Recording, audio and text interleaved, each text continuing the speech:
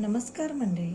तर बघा, आज आहे चतुर्थी. चतुर्थीनिमित्त आमचा सर्वांचा उपास आहे. तर आज आम्ही करणार आहे शाबू वडे.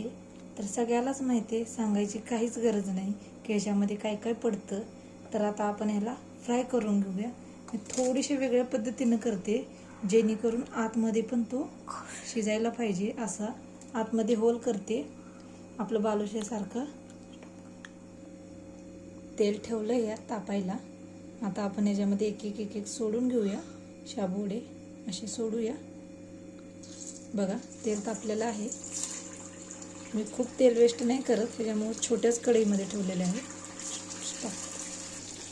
बघा, आपले असे शाबू वडे होत आहे. ह्याला मी लालसर असं फ्राय करते मंद गॅसवर, मग तुम्हाला प्लेट करून दाखवते. बघा, आपले शाबू वडे असे झालेले आहेत फ्राय. तर आपण काढून घेऊया. तर बघा, असे झाले.